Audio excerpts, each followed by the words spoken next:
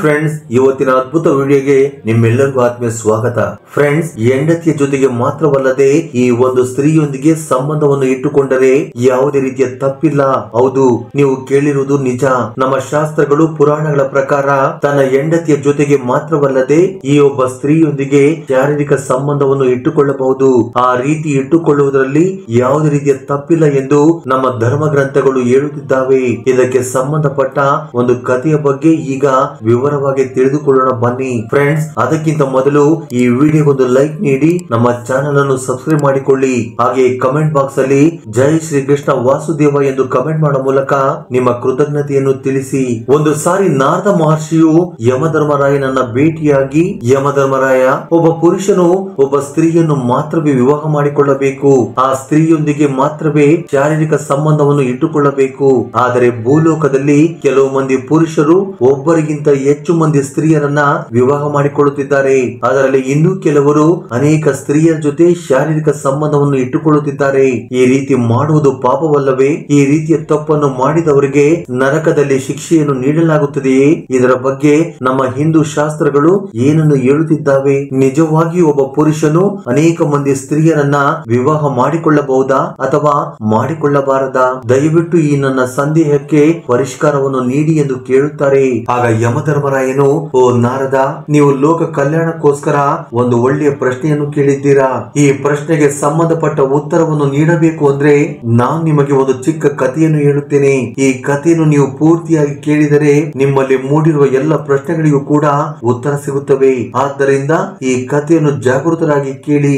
ನಾರದ ಮಹರ್ಷಿ ಯಾರು ಈ ಕಥೆಯನ್ನು ಶ್ರದ್ಧೆಯಿಂದ ಕೇಳುತ್ತಾರೋ ಅಂತವರ 32 ಪಾಪಗಳನ್ನ ಕ್ಷಮಿಸುತ್ತೇನೆ ಎಂದು ಹೇಳಿ ಯಮಧರ್ಮರಾಯ ನಾರದ ಮಹರ್ಷಿಗೆ ಕಥೆಯನ್ನು ಹೇಳುವುದಕ್ಕೆ ಶುರು ಮಾಡುತ್ತಾರೆ. ಫ್ರೆಂಡ್ಸ್, ಆ ಕಥೆ ಏನು ಎಂಬುದನ್ನ ನಾವು ಕೂಡ ಈಗ ತಿಳಿದುಕೊಳ್ಳೋಣ ಬನ್ನಿ. ಹಿಂದಿನ ಕಾಲದಲ್ಲಿ ಪ್ರತಾಪ ಸಿಂಹ ಎಂಬ ರಾಜನು ಅವಂತಿ ರಾಜ್ಯವನ್ನು ಆಳ್ವಿಕೆ ನಡೆಸುತ್ತಿದ್ದನು. ಆತನು ಪ್ರಜೆಗಳನ್ನು ತನ್ನ ಸ್ವಂತ ಮಕ್ಕಳಾಗಿ ನೋಡಿಕೊಳ್ಳುತ್ತಾ ಅನೇಕ ದಾನ ಧರ್ಮಗಳನ್ನು ಮಾಡುತ್ತಿದ್ದನು. ಪ್ರತಾಪ ಸಿಂಹನ ಹೆಂಡತಿ ಹೆಸರು ನಿತ್ಯ. ಪ್ರತಾಪ ಸಿಂಹನಿಗೆ ಆಕೆ ತುಂಬಾ ಗುಣವಂತೆ. ಪ್ರತಾಪ ಸಿಂಹನಿಗೆ ಹೆಂಡತಿ ಎಂದರೆ ಅತಿಯಾದ ಪ್ರೀತಿ. ಆ ಇಡೀ ರಾಜ್ಯದಲ್ಲಿ ಪ್ರಜೆಗಳಿಗಾಗಲಿ, ಮಹಾರಾಜರಿಗಾಗಲಿ ಅಥವಾ ಮಹಾರಾಣಿಗಾಗಲಿ ಯಾವುದೇ ರೀತಿಯ ಕೊರತೆ ಇರಲಿಲ್ಲ. ಆದರೆ ಅವರಿಗಿರುವುದು ಒಂದೇ ಒಂದು ಸಮಸ್ಯೆ, ಅದು ಆ ದಂಪತಿಗಳಿಗೆ ಎಷ್ಟೋ ವರ್ಷಗಳಿಂದ ಸಂತಾನ ಭಾಗ್ಯವಿಲ್ಲ. ಮಹಾರಾಜರಿಗೆ ಸಂತಾನ ಇಲ್ಲದೆ ಹೋಗಿದ್ದರಿಂದ ಮಹಾರಾಜನ ಜೊತೆ ಮಹಾರಾಣಿ ಕೂಡ ತುಂಬಾ ದುಃಖ ಪಡುತ್ತಿದ್ದಳು. ಅಂತಹ ಒಂದು ಸಮಯದಲ್ಲಿ ಪ್ರತಾಪ ಸಿಂಹರ ಬಳಿ ಸಭೆಯಲ್ಲಿನ ಕೆಲವು ಮಂತ್ರಿಗಳು ಬಂದು, ಮಹಾರಾಜ, ಪುತ್ರ ಪ್ರಾಪ್ತಿಗೋಸ್ಕರ ನೀವು 2ನೇ ಮದುವೆಯನ್ನ ಮಾಡಿಕೊಳ್ಳಬಹುದಲ್ಲವೇ ಎಂದು ಸಲಹೆ ನೀಡುತ್ತಾರೆ. ಅವರ ಮಾತನ್ನು ಕೇಳಿದ ಮಹಾರಾಜರು ಅದಕ್ಕೆ ಒಪ್ಪಿಕೊಳ್ಳುವುದಿಲ್ಲ. ಏಕೆಂದರೆ ಮಹಾರಾಣಿ ಇರುವಾಗ ನಾನು ಮತ್ತೊಬ್ಬರನ್ನು ವಿವಾಹ ಮಾಡಿಕೊಳ್ಳುವುದಿಲ್ಲ. ಅದು ಅಲ್ಲದೆ ನನಗೆ ಮಹಾರಾಣಿ ಎಂದರೆ ತುಂಬಾ ಇಷ್ಟ. ಆದ್ದರಿಂದ ನನ್ನ ಹೆಂಡತಿಯ ಹೃದಯಕ್ಕೆ ಯಾವುದೇ ರೀತಿಯ ದುಃಖವನ್ನು ನೀಡಲಾರೆ ಎಂದು ಮಹಾರಾಜರು ಹೇಳುತ್ತಾರೆ. ಅಷ್ಟೇ ಅಲ್ಲದೆ ನಮ್ಮ ಧರ್ಮಶಾಸ್ತ್ರಗಳ ಪ್ರಕಾರ ಒಬ್ಬ ಪುರುಷನು ಕೇವಲ ಒಬ್ಬ ಸ್ತ್ರೀಯನ್ನು ಮಾತ್ರವೇ ವಿವಾಹವಾಗಿ ಅವಳಿಗೆ ನಿಷ್ಠೆಯಿಂದ ಇರಬೇಕು.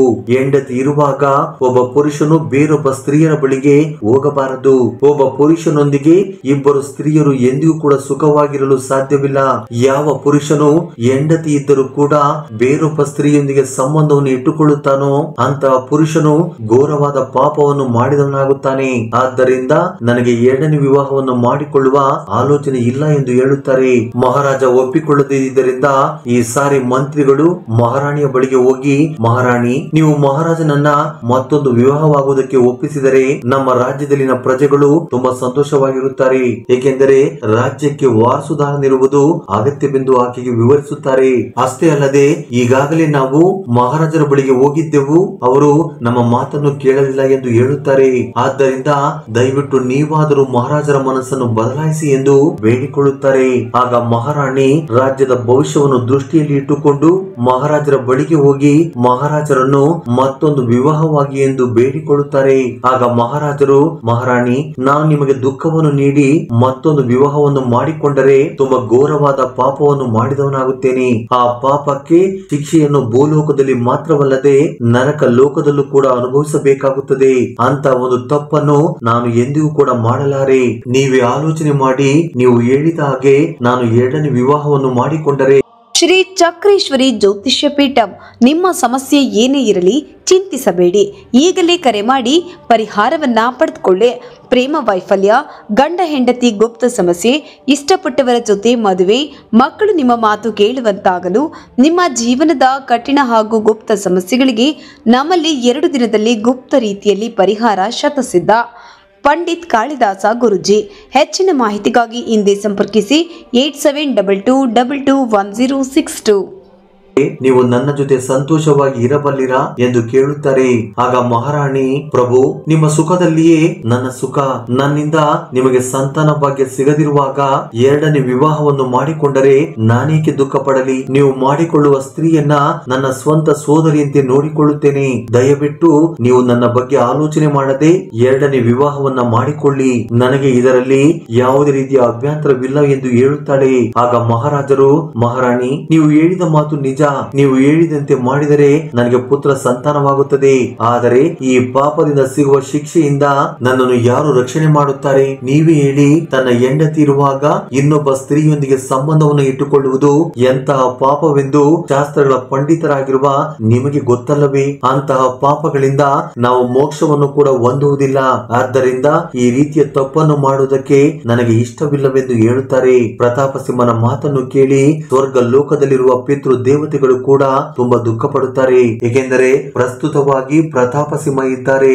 ಆತನು ಪ್ರತಿ ವರ್ಷವೂ ಕೂಡ ಸ್ವರ್ಗ ಲೋಕದಲ್ಲಿರುವ ಪಿತೃ ದೇವತೆಗಳಿಗೆ ಪೂಜೆಗಳನ್ನು ಮಾಡುತ್ತಲೇ ಬರುತ್ತಿದ್ದಾರೆ. ಆದರೆ ಪ್ರತಾಪ ಸಿಂಹನಿಗೆ ಸಂತಾನವಾಗದಿದ್ದರೆ ನಂತರ ಅವರ ವಂಶವು ಅಂತ್ಯವಾಗುತ್ತದೆ. ಆ ನಂತರ ಪಿತೃ ದೇವತೆಗಳಿಗೆ ಪಿತೃ ಪೂಜೆಯನ್ನ ಮಾಡುವುದಕ್ಕೆ ಯಾರು ಇರುವುದಿಲ್ಲ ಎಂದು ಸ್ವರ್ಗ ಲೋಕದಲ್ಲಿರುವ ಪಿತೃ ದೇವತೆಗಳು ಕೂಡ ತುಂಬಾ ದುಃಖ ಪಡುತ್ತಿದ್ದಾರೆ. ಏಕೆಂದರೆ ಪುತ್ರರು ಮಾಡುವ ಪಿತೃ ಪೂಜೆಗಳ ಫಲವಾಗಿ ಪಿತೃ ದೇವತೆಗಳೆಲ್ಲರಿಗೂ ಕೂಡ ಮೋಕ್ಷ ಲಭಿಸುತ್ತದೆ. ಆದ್ದರಿಂದ ಪ್ರತಾಪ ಸಿಂಹ ಹೇಳಿದ ಉತ್ತರವನ್ನು ಕೇಳಿ ಪೂರ್ವಿಕರೆಲ್ಲರೂ ಕೂಡ ತುಂಬಾ ದುಃಖವನ್ನು ಅನುಭವಿಸುತ್ತಾರೆ. ಆದ್ದರಿಂದ ಒಂದು ದಿನ ಅವರೆಲ್ಲರೂ ಪ್ರತಾಪ ಸಿಂಹನ ಕನಸಿನಲ್ಲಿ ಬಂದು ಈ ರೀತಿಯಾಗಿ ಹೇಳುತ್ತಾರೆ, ಓ ಪುತ್ರ, ನಿನ್ನಿಂದ ನಾವು ಸ್ವರ್ಗ ಲೋಕದಲ್ಲಿ ತುಂಬಾ ದುಃಖ ಪಡುತ್ತಿದ್ದೇವೆ. ಏಕೆಂದರೆ ನೀನು ತೆಗೆದುಕೊಂಡಿರುವ ಈ ನಿರ್ಧಾರದಿಂದ ನಮ್ಮ ವಂಶ ನಾಶವಾಗಿ ಹೋಗುತ್ತಿದೆ. ಆಗ ಮಹಾರಾಜರು ತನ್ನ ಕನಸಿನಲ್ಲಿ ತನ್ನ ಪೂರ್ವಿಕರ ಬಳಿ ಈ ರೀತಿಯಾಗಿ ಹೇಳುತ್ತಾರೆ, ಓ ಪೂರ್ವಿಕರೇ, ನಾನು ಅಂತ ಪಾಪವನ್ನು ಏನು ಮಾಡಿದ್ದೇನೆ? ದಯವಿಟ್ಟು ಅದೇನೆಂದು ತಿಳಿಸಿಕೊಡಿ. ನಿಮ್ಮೆಲ್ಲರಿಗೂ ಅಂತ ದುಃಖವನ್ನು ನೀಡಿದ ಆ ವಿಷಯ ಯಾವುದು? ನಿಮ್ಮ ಆತ್ಮ ಶಾಂತಿಗೋಸ್ಕರ ಯಾವುದಾದರೂ ಪರಿಹಾರವಿದ್ದರೆ ದಯವಿಟ್ಟು ಹೇಳಿ ಎಂದು ಕೇಳುತ್ತಾರೆ. ಆಗ ಆತನ ಪೂರ್ವಿಕರು, ಕುಮಾರ, ನಮ್ಮ ಆತ್ಮ ಶಾಂತಿಗೋಸ್ಕರ ನೀನು ಮಾಡಬೇಕಾಗಿರುವುದು ಒಂದೇ ಒಂದು ಕೆಲಸ. ಅದು ಏನು ಅಂದ್ರೆ ಪುತ್ರನನ್ನು ಪಡೆಯುವುದು. ನಿನ್ನಿಂದ ಪುತ್ರನು ಜನಿಸಿದರೆ ಆತನು ಮಾಡುವ ಕರ್ಮದ ಫಲವಾಗಿ ನಮ್ಮ ವಂಶಕ್ಕೆ ಮೋಕ್ಷ ಅನ್ನುವುದು ಲಭಿಸುತ್ತದೆ. ಇಲ್ಲ ಅಂದ್ರೆ ನಮ್ಮ ವಂಶವು ಪೂರ್ತಿಯಾಗಿ ನಾಶವಾಗಿ ಹೋಗುತ್ತದೆ. ಆದ್ದರಿಂದ ನಾವೆಲ್ಲರೂ ಕೂಡ ನಿನ್ನನ್ನು ಬೇಡಿಕೊಳ್ಳುತ್ತಿದ್ದೇವೆ, ದಯವಿಟ್ಟು ನೀನು ಮತ್ತೊಂದು ವಿವಾಹವನ್ನು ಮಾಡಿಕೊ ಎಂದು ಹೇಳುತ್ತಾರೆ. ಓ ಪಿತೃ ದೇವತೆಗಳೇ, ನಾನು ನಿಮಗೆ ಧರ್ಮದ ಬಗ್ಗೆ ವಿವರಣೆಯನ್ನು ನೀಡುವ ಅಗತ್ಯವಿಲ್ಲ. ಆದ್ರೂ ಕೂಡ ಹೆಂಡತಿ ಇರುವಾಗ ಮತ್ತೊಂದು ವಿವಾಹವನ್ನು ಮಾಡಿಕೊಳ್ಳುವುದು ಧರ್ಮವಲ್ಲವೆಂದು ಅವರೆಲ್ಲರಿಗೂ ವಿವರಿಸುತ್ತಾರೆ. ಪ್ರತಾಪ ಸಿಂಹ ಹೇಳಿದ ಉತ್ತರವನ್ನು ಕೇಳಿ ಆತನ ಪೂರ್ವಿಕರೆಲ್ಲರೂ ಕೂಡ ತುಂಬಾ ದುಃಖ ಪಡುತ್ತಾ ಆತನ ಕನಸಿನಿಂದ ಅಂತರ್ನಾದವಾಗುತ್ತಾರೆ. ಆ ನಂತರ ಪೂರ್ವಿಕರೆಲ್ಲರೂ ಪ್ರತಾಪ ಸಿಂಹನ ಮನಸ್ಸನ್ನು ಬದಲಾಯಿಸಿ ಎಂದು ಯಮರಾಜನ ಬಳಿಗೆ ಹೋಗುತ್ತಾರೆ. ಯಮಧರ್ಮರಾಯನ ಬಳಿ ಬೇಡಿಕೊಳ್ಳುತ್ತಾ, ಯಮಧರ್ಮರಾಯ, ದಯವಿಟ್ಟು ನಮ್ಮ ವಂಶವನ್ನು ರಕ್ಷಿಸಿ. ಏಕೆಂದರೆ ನಮ್ಮ ವಂಶದ ಕೊನೆಯ ಪುತ್ರನಿಗೆ ಇಲ್ಲಿಯವರೆಗೂ ಸಂತಾನವಾಗಿಲ್ಲ. ಈಗ ಆತನಿಗೆ ಸಂತಾನವಾಗದಿದ್ದರೆ ನಮ್ಮ ಕುಟುಂಬ ಇಲ್ಲಿಗೆ ನಾಶವಾಗುತ್ತದೆ. ಆದ್ದರಿಂದ ದಯವಿಟ್ಟು ನಮ್ಮ ಪುತ್ರನು 2ನೇ ಮದುವೆ ಮಾಡಿಕೊಳ್ಳುವಂತೆ ಅವನಿಗೆ ಅರ್ಥವಾಗುವಂತೆ ಹೇಳಿ ಎಂದು ಬೇಡಿಕೊಳ್ಳುತ್ತಾರೆ. ಆಗ ಯಮಧರ್ಮರಾಯನು, ಓ ಮಹಾತ್ಮರೇ, ನೀವು ಹೇಳಿದ್ದು ನನಗೆ ಪೂರ್ತಿಯಾಗಿ ಅರ್ಥವಾಯಿತು. ನಿಮ್ಮ ಪುತ್ರನಿಗಿರುವ ಧರ್ಮ ಸಂದೇಹವನ್ನು ಪರಿಹರಿಸಿ ಪುತ್ರನನ್ನು ನೀಡುವ ಸ್ಫೂರ್ತಿಯನ್ನು ನೀಡುತ್ತೇನೆ ಎಂದು ಹೇಳಿ ಯಮಧರ್ಮರಾಯನು ಸನ್ಯಾಸಿ ರೂಪದಲ್ಲಿ ಭೂಲೋಕಕ್ಕೆ ಬಂದು ಮಹಾರಾಜ ಪ್ರತಾಪ ಸಿಂಹನನ್ನು ಭೇಟಿಯಾಗುತ್ತಾರೆ. ಆ ಸನ್ಯಾಸಿಯನ್ನು ನೋಡಿದ ಪ್ರತಾಪ ಸಿಂಹನು, ಓ ಮಹಾತ್ಮ, ನೀವ್ಯಾರು? ನಿಮ್ಮ ತೇಜಸ್ಸನ್ನು ನೋಡುತ್ತಿದ್ದರೆ ನೀವು ಸಾಮಾನ್ಯ ಮಹರ್ಷಿಯಂತೆ ಕಾಣಿಸುತ್ತಿಲ್ಲ ಎಂದು ಹೇಳುತ್ತಾನೆ. ಆಗ ಆ ಸನ್ಯಾಸಿ ರೂಪದಲ್ಲಿರುವ ಯಮಧರ್ಮರಾಯನು ಯಮಧರ್ಮರಾಯನು, ಪ್ರತಾಪ ಸಿಂಹ, ನೀನು ಊಹೆ ಮಾಡಿರುವುದು ಸತ್ಯ. ನಾನು ಸಾಧಾರಣವಾದ ಸನ್ಯಾಸಿ ಅಲ್ಲ. ನಾನು ಯಮಲೋಕಕ್ಕೆ ಅಧಿಪತಿಯಾಗಿರುವ ಯಮಧರ್ಮರಾಯನು. ನಾನು ನಿನ್ನ ಬಳಿಗೆ ಬರುವುದಕ್ಕೆ ಕಾರಣ ನಿನ್ನ ಪೂರ್ವಿಕರು. ಪ್ರಸ್ತುತ ಕಾರಣದಿಂದ ನಿನ್ನ ಪೂರ್ವಿಕರೆಲ್ಲರೂ ಕೂಡ ತುಂಬಾ ದುಃಖದಲ್ಲಿದ್ದಾರೆ.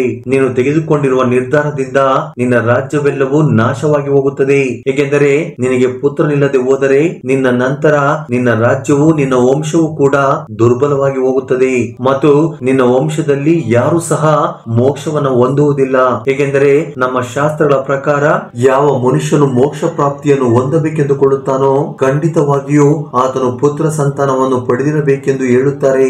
ಆಗ ಪ್ರತಾಪ ಸಿಂಹ, ಓ ಯಮಧರ್ಮರಾಯ, ನಿಮ್ಮ ಮಾತನ್ನು ನಾನು ಒಪ್ಪಿಕೊಳ್ಳುತ್ತೇನೆ. ಆದರೆ ನಮ್ಮ ಶಾಸ್ತ್ರಗಳು ಹೆಂಡತಿ ಇರುವಾಗ ಬೇರೊಂದು ವಿವಾಹವನ್ನು ಮಾಡಿಕೊಳ್ಳುವುದು ಪಾಪವೆಂದು ಹೇಳಿದ್ದಾರೆ ಅಲ್ಲವೇ? ಆದ್ದರಿಂದಲೇ ನಾನು ಪುತ್ರನಿಲ್ಲದಿದ್ದರೂ ಪರವಾಗಿಲ್ಲ, ಮತ್ತೊಂದು ವಿವಾಹವನ್ನು ಮಾಡಿಕೊಂಡು ಆ ಪಾಪದ ಮೂಟಿಯನ್ನು ಕಟ್ಟಿಕೊಳ್ಳಲಾರೆ ಎಂದು ಹೇಳುತ್ತಾರೆ. ಆ ಮಾತನ್ನು ಕೇಳಿದ ಯಮಧರ್ಮರಾಯನು, ಓ ಪ್ರತಾಪ ಸಿಂಹ, ನೀನು ನ್ಯಾಯಪರವಾದ ಆಲೋಚನೆಯನ್ನು ಕೇಳಿ ನಾನು ನಿಜವಾಗಿಯೂ ಅತ್ಯಂತ ಪ್ರಸನ್ನನಾಗಿದ್ದೇನೆ. ಆದ್ದರಿಂದಲೇ ನಾನಿಂದು ನಿನ್ನ ಸಮಸ್ಯೆಗೆ ಪರಿಹಾರವನ್ನು ನೀಡಬೇಕೆಂದುಕೊಂಡಿದ್ದೇನೆ. ಅದೇನು ಅಂದ್ರೆ, ಪುರುಷನು ಖಂಡಿತವಾಗಿಯೂ ಮತ್ತೊಂದು ವಿವಾಹವನ್ನು ಮಾಡಿಕೊಳ್ಳಬಹುದು. ಅದರಲ್ಲಿ ಯಾವುದೇ ರೀತಿಯ ಪಾಪವಿಲ್ಲ. ಆದರೆ ಈ ವಿಧದಲ್ಲಿ ಯಾರು ಯಾವಾಗ ಯಾವ ಪರಿಸ್ಥಿತಿಯಲ್ಲಿ ಆಗಬೇಕು ಅಂದ್ರೆ, ಒಬ್ಬ ಪುರುಷನ ಮೊದಲನೇ ಹೆಂಡತಿ ಆತನಿಗೆ ಎರಡನೇ ವಿವಾಹವಾಗಲು ಒಪ್ಪಿಗೆಯನ್ನು ನೀಡಿದರೆ ಆತನು ಖಂಡಿತವಾಗಿಯೂ ಎರಡನೇ ವಿವಾಹವನ್ನು ಮಾಡಿಕೊಳ್ಳಬಹುದು. ಈ ರೀತಿ ಮಾಡುವುದರಿಂದ ಯಾವುದೇ ರೀತಿಯ ಪಾಪವಿಲ್ಲ. ನಮ್ಮ ಧರ್ಮಶಾಸ್ತ್ರಗಳ ಪ್ರಕಾರ ಯಾವ ಹೆಂಡತಿ ತನ್ನ ಗಂಡನಿಗೆ ಸಂತಾನವನ್ನು ನೀಡುವುದಕ್ಕೆ ಸಾಧ್ಯವಾಗುತ್ತಿಲ್ಲವೋ ಅಂತ ಒಬ್ಬ ಗಂಡ ತನ್ನ ಹೆಂಡತಿ ಅನುಮತಿಯನ್ನ ಪಡೆದುಕೊಂಡು ಮತ್ತೊಂದು ವಿವಾಹವನ್ನು ಮಾಡಿಕೊಳ್ಳಬಹುದು. ಆ ರೀತಿ ವಿವಾಹ ಮಾಡಿಕೊಳ್ಳುವುದರಿಂದ ಆ ಪುರುಷನಿಗೆ ಯಾವುದೇ ರೀತಿಯ ಪಾಪ ಬರುವುದಿಲ್ಲ ಎಂದು ಯಮಧರ್ಮರಾಯನು ಪ್ರತಾಪ ಸಿಂಹನಿಗೆ ಧರ್ಮ ಬೋಧನೆಯನ್ನ ಮಾಡಿ ಅಲ್ಲಿಂದ ಮಾಯವಾಗುತ್ತಾರೆ. ಯಮಧರ್ಮರಾಯನ ಈ ಮಾತನ್ನು ಕೇಳಿದ ಪ್ರತಾಪ ಸಿಂಹನು ತುಂಬಾ ಸಂತೋಷ ಪಡುತ್ತಾನೆ. ಆ ನಂತರ ಪ್ರತಾಪ ಸಿಂಹನು ಯಮಧರ್ಮರಾಯನು ಸೂಚಿಸಿದಂತೆ ತನ್ನ ಹೆಂಡತಿಯ ಅನುಮತಿಯನ್ನು ಪಡೆದು ಎರಡನೇ ವಿವಾಹವನ್ನ ಮಾಡಿಕೊಂಡು ಅವಳಿಂದ ಪುತ್ರ ಸಂತಾನವನ್ನ ಪಡೆಯುತ್ತಾನೆ. ಆಗ ಅವರ ಮಕ್ಕಳನ್ನು ನೋಡಿ ಪರಲೋಕದಲ್ಲಿರುವ ಪಿತೃ ದೇವತೆಗಳು ಕೂಡ ತುಂಬಾ ಸಂತೋಷ ಪಡುತ್ತಾರೆ. ಈ ರೀತಿಯಾಗಿ ನಾರದ ಮಹರ್ಷಿಗೆ ಇದ್ದ ಸಂದೇಹಗಳಿಗೆ ಯಮಧರ್ಮರಾಯನು ಈ ಕಥೆಯ ಮೂಲಕ ವಿವರಿಸುತ್ತಾರೆ. ಶ್ರೀ ಚಕ್ರೇಶ್ವರಿ ಜ್ಯೋತಿಷ್ಯ ಪೀಠಂ. ನಿಮ್ಮ ಸಮಸ್ಯೆ ಏನೇ ಇರಲಿ ಚಿಂತಿಸಬೇಡಿ. ಈಗಲೇ ಕರೆ ಮಾಡಿ ಪರಿಹಾರವನ್ನ ಪಡೆದುಕೊಳ್ಳಿ. ಪ್ರೇಮ ವೈಫಲ್ಯ, ಗಂಡ ಹೆಂಡತಿ ಗುಪ್ತ ಸಮಸ್ಯೆ, ಇಷ್ಟಪಟ್ಟವರ ಜೊತೆ ಮದುವೆ, ಮಕ್ಕಳು ನಿಮ್ಮ ಮಾತು ಕೇಳುವಂತಾಗಲು, ನಿಮ್ಮ ಜೀವನದ ಕಠಿಣ ಹಾಗೂ ಗುಪ್ತ ಸಮಸ್ಯೆಗಳಿಗೆ ನಮ್ಮಲ್ಲಿ 2 ದಿನದಲ್ಲಿ ಗುಪ್ತ ರೀತಿಯಲ್ಲಿ ಪರಿಹಾರ ಶತಸಿದ್ಧ. ಪಂಡಿತ್ ಕಾಳಿದಾಸ ಗುರುಜಿ. ಹೆಚ್ಚಿನ ಮಾಹಿತಿಗಾಗಿ ಹಿಂದೆ ಸಂಪರ್ಕಿಸಿ 8722221062. ಫ್ರೆಂಡ್ಸ್, ಈ ಅದ್ಭುತ ಸ್ಟೋರಿಯ ಬಗ್ಗೆ ನಿಮ್ಮ ಅನಿಸಿಕೆ ಅಭಿಪ್ರಾಯಗಳನ್ನು ಕಮೆಂಟ್ ಬಾಕ್ಸ್ ಅಲ್ಲಿ ಕಮೆಂಟ್ ಮಾಡಿ. ಹಾಗೆ ಈ ವಿಡಿಯೋ ನಿಮ್ಗೆ ಇಷ್ಟವಾಗಿದ್ದರೆ ದಯವಿಟ್ಟು ಲೈಕ್ ನೀಡುವುದನ್ನು ಮರೆಯಬೇಡಿ. ಜೈ ಶ್ರೀ ಕೃಷ್ಣ ವಾಸುದೇವ. ಧನ್ಯವಾದಗಳು.